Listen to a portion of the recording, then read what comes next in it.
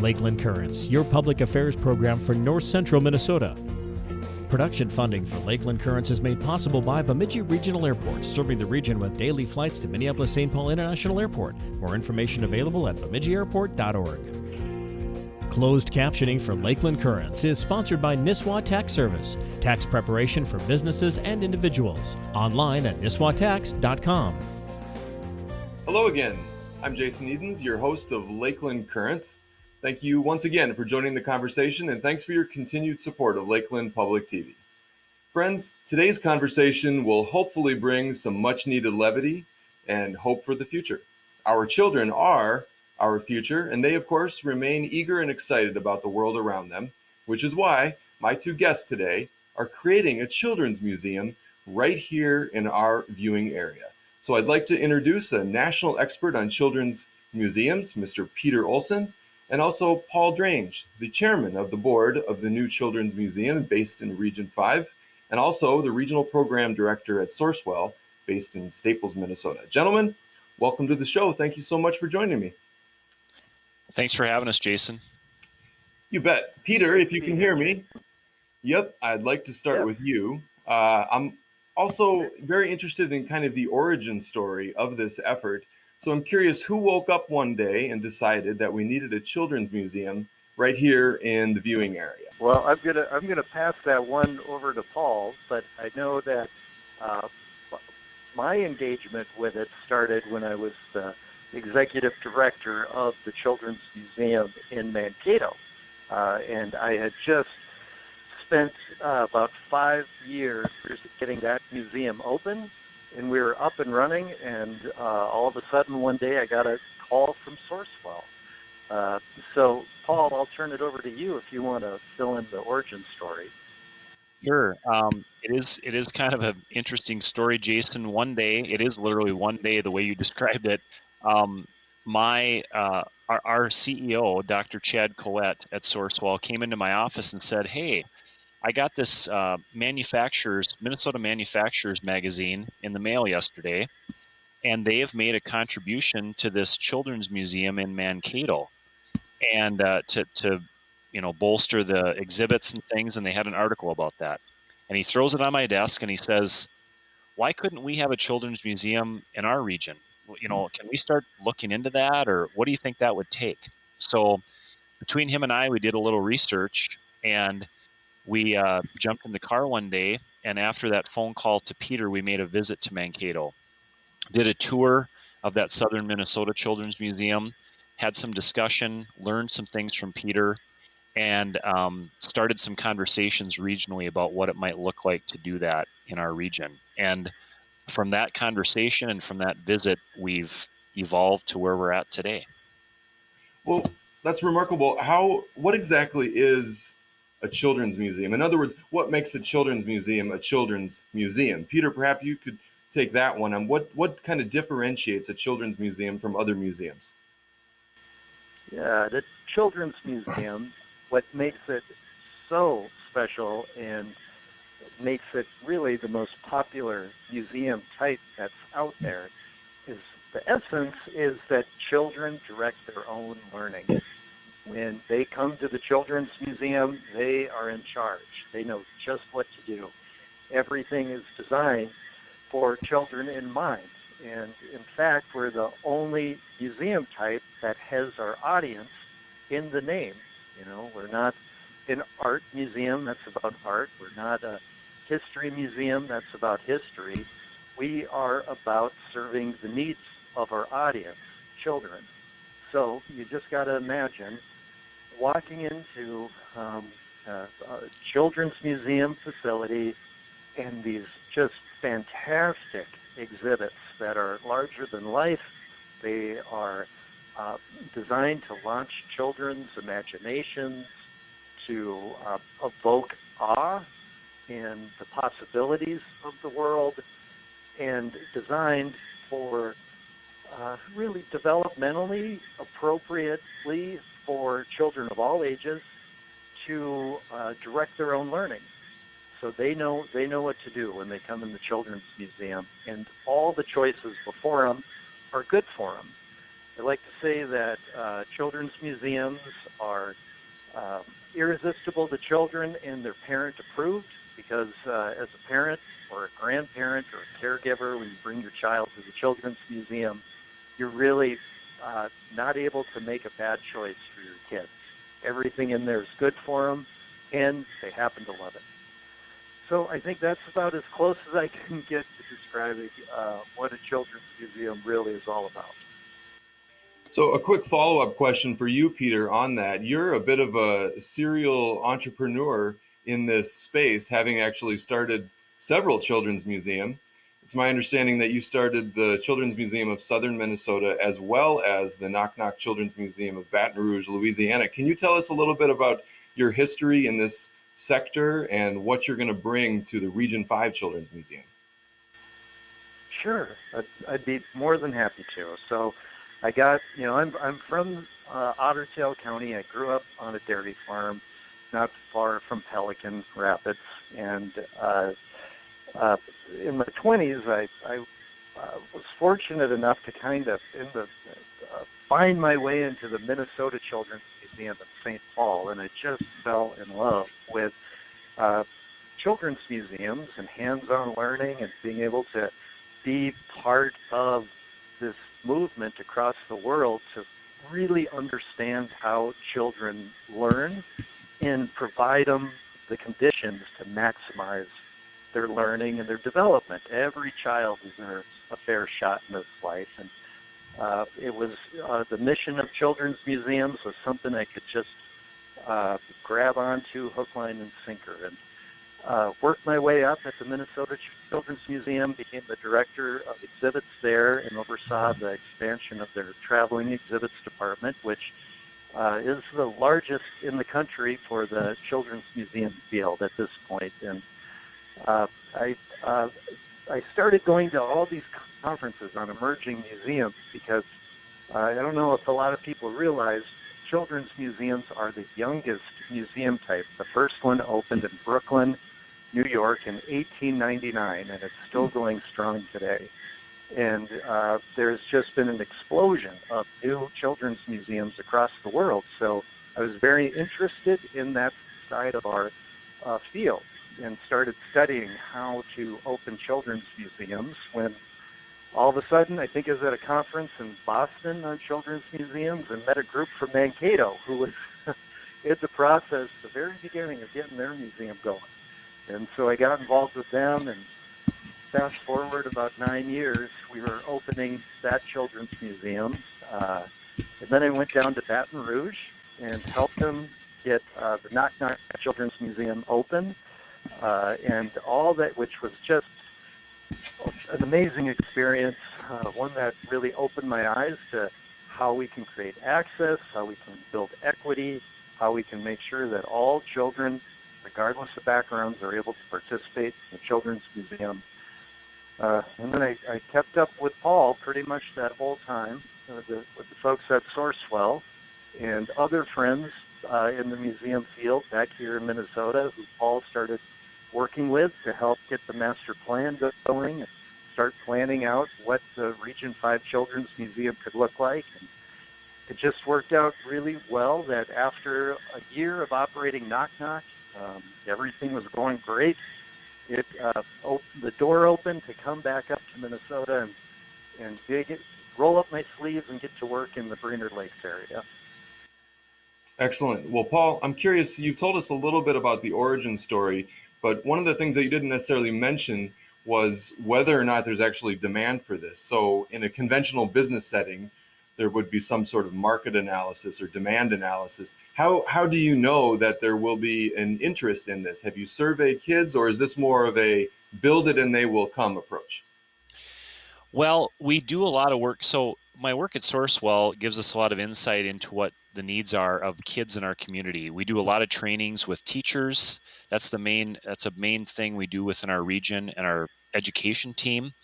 So I believe we have a good pulse on what the needs are for kids, and a little bit of an opening of where we believe this will take off is there's a planetarium in the Brainerd School District at the Forest View Middle School Mm-hmm.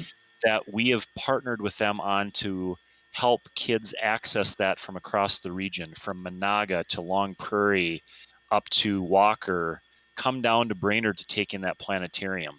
And that's a variety of age of kids, but that's a unique structure that's already in place in our region, where when we did create more access to that, they did come. And we've also did some comparative analysis to what other museums in similar rural areas have done and how they've become successful. So that's been part of our evaluation as well. So we've seen some success in Minnesota. There are museums in Duluth. The one in Mankato has been very successful. There is one in Bemidji. And so there are other comparatives that we can look at when we examine that. But so I would say, to answer your question, Jason, it's a mix. We believe through our conversations that we will have high attendance at our museum when we get it up and running. Mm-hmm. But there is a bit of a leap of faith with it too. And I think that's with any endeavor. The group that's passionate about it has belief that it will work. And we truly believe that as a board. And with Peter's leadership, we believe we're getting there. Well, speaking of your board, it really reads as a who's who of community organizers in the region.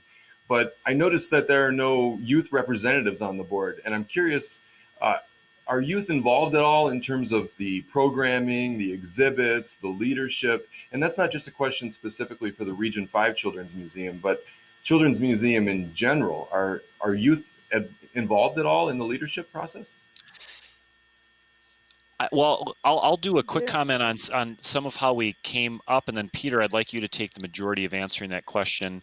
When we were doing the master plan that Peter mentioned, we did some focus groups with parents of young children and involved the feedback from those kids through their parents in how we formed up the master plan. So we have had some input from kids in where we've gotten to in this point, but I think there's more opportunity for that. And I think as far as a comparative piece, I think Peter could add to that answer.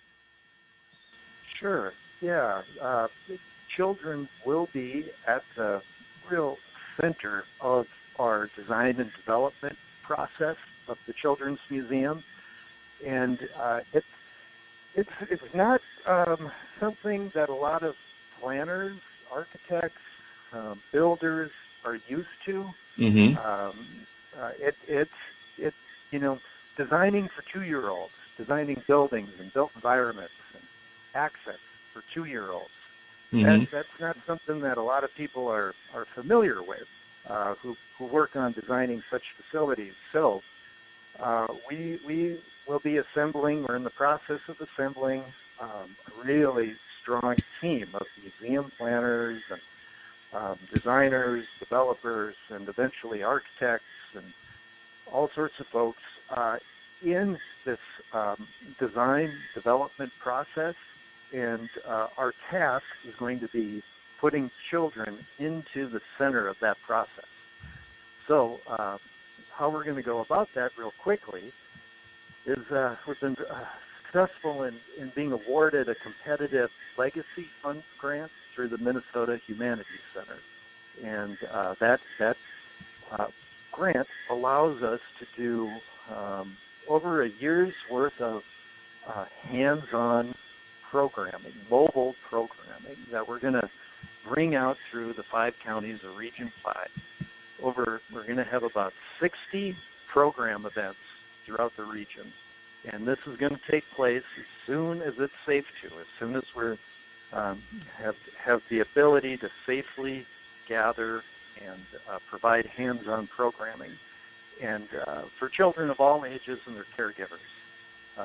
And that programming is going to be set up in a way where we're engaging the kids, we're engaging their parents, their grandparents, in the development of their children's museum. So we're going to be asking them questions about their hopes and dreams for the children's museum, their hopes and dreams for the region, for themselves.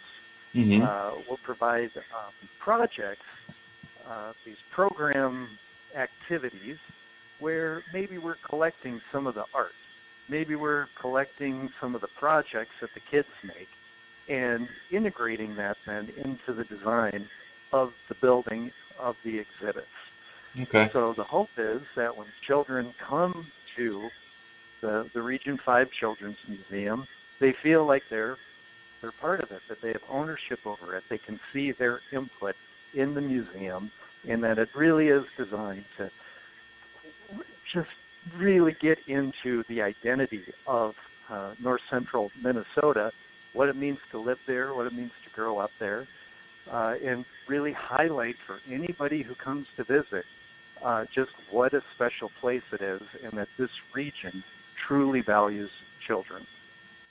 Well, I want to talk a little bit more about the exhibits, but before we get there, I'm curious, Paul, who is paying for this? Now, you just mentioned some funding that you're going to be securing, but just generally speaking, who's going to pay for it? How much is it going to cost? And when will it be built? Because it's my understanding right now this is a paper tiger, right? There's no brick and mortar, correct? So who's going Correct. to pay for it and how much will it cost? Well, we are. I will say that right now our operations are being funded by a generous contribution from Sourcewell a couple of years ago as seed money, if you will, to help us get up and running, so that we could do things like the master plan, bring folks like Peter aboard to help lead us, and then form up our board. Our board is all volunteer, of course. We are in the process of working with some folks from an organization that helps with capital campaigns, and we will be executing on some plans they're helping us with in this calendar year, and then into 2021 on working on a capital campaign that we are confident will help us get to a level where we can start that brick and mortar process that you mentioned, Jason. We don't have an exact number yet on what the museum will cost. It's millions of dollars, of course, to get it built brand new.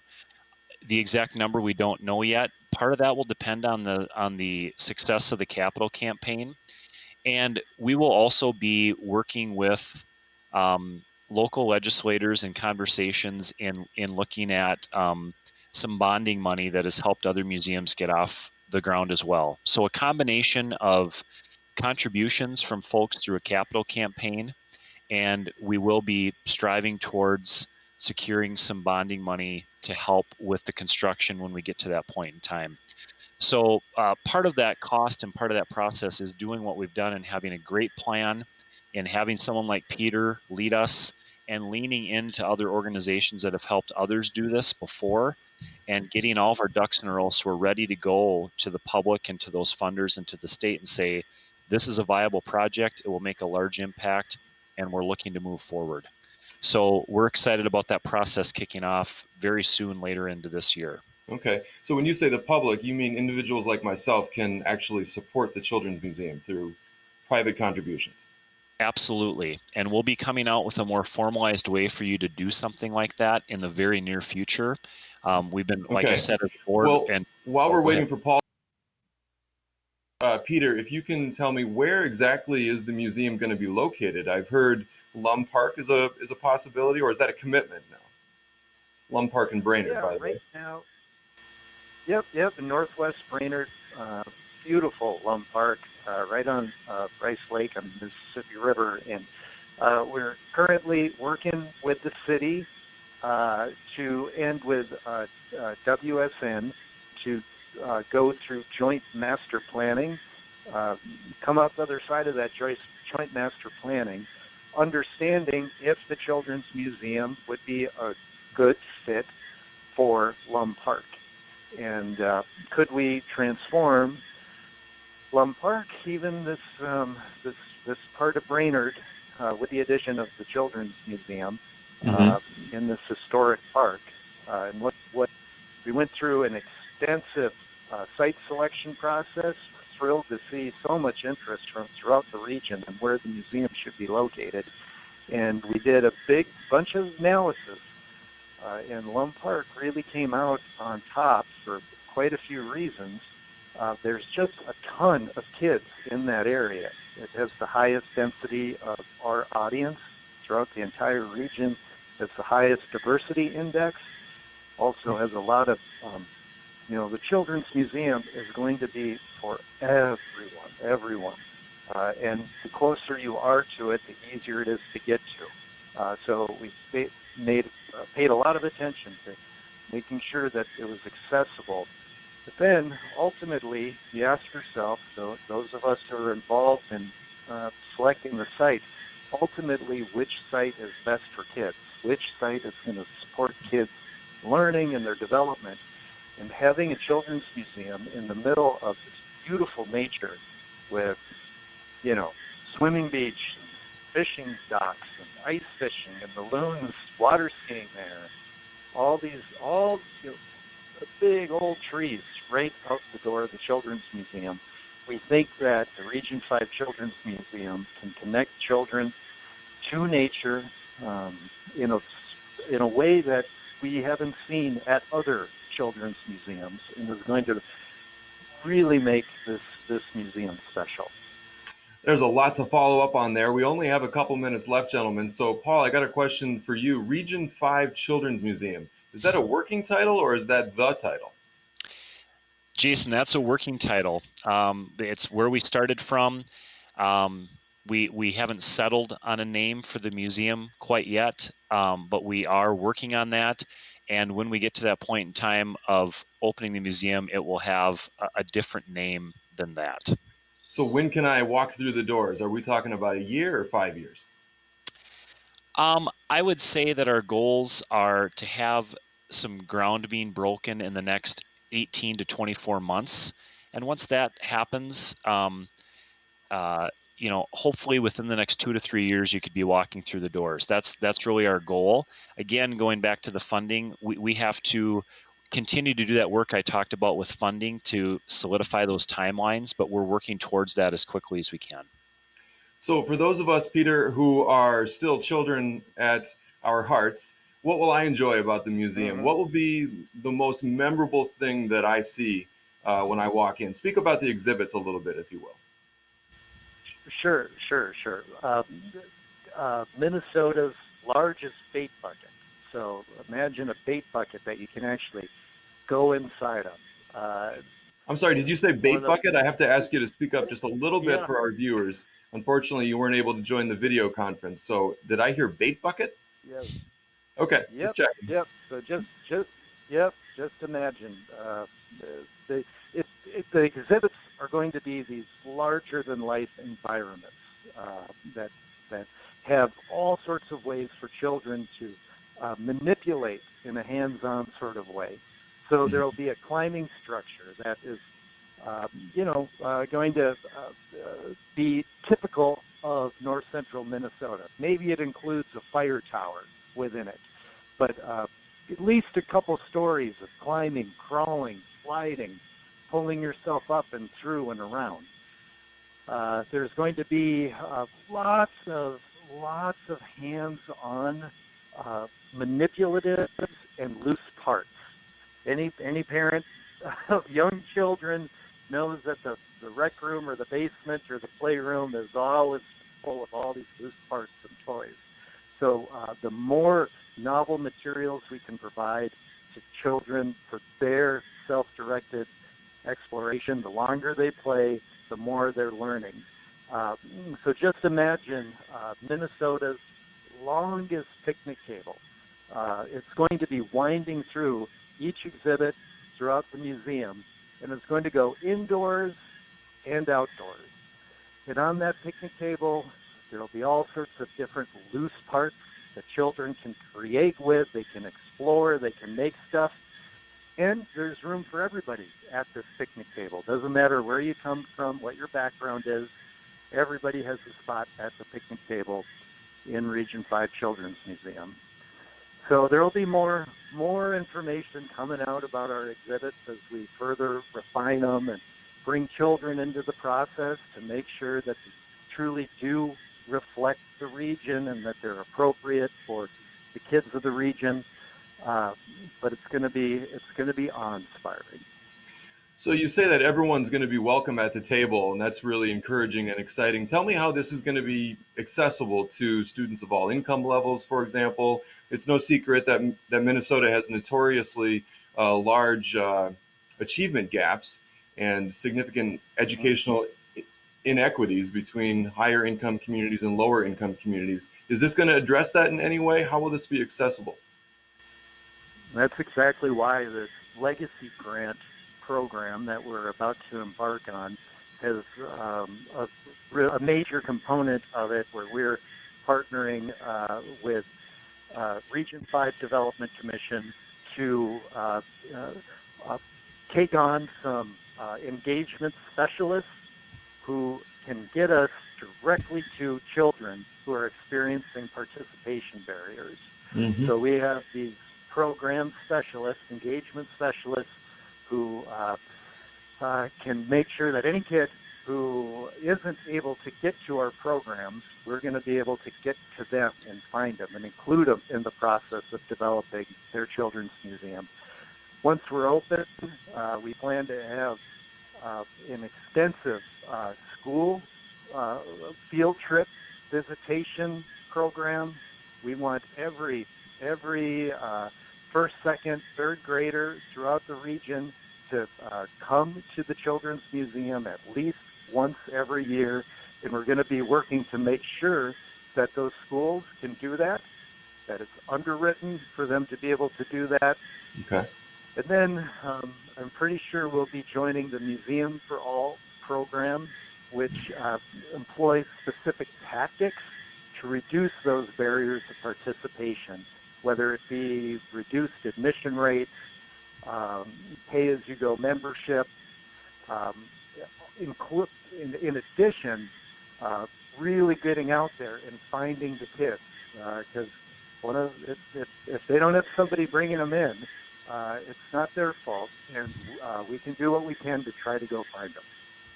So very briefly, is it free to the public? I'm hearing that it's going to be underwritten. So will the children be attending through school or on their own or either?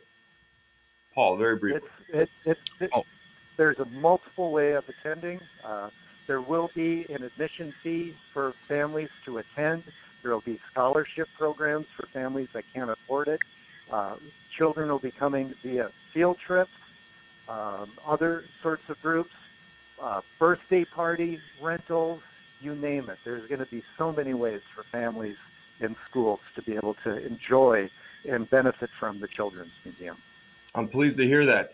15 seconds for each one of you. What inspires you to do this work? Paul?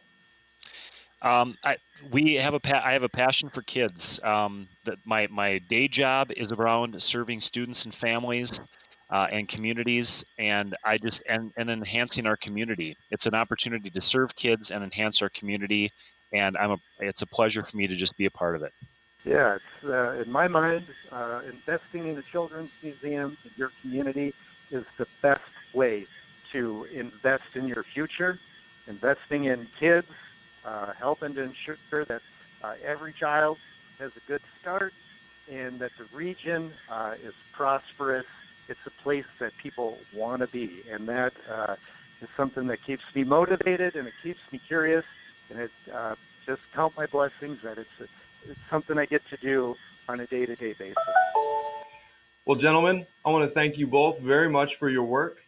I want to thank you for starting the Region 5 Children's Museum. I'm very much looking forward to going there, and thank you for joining me today. I really appreciate it. Thanks, Jason. Thank you, Jason.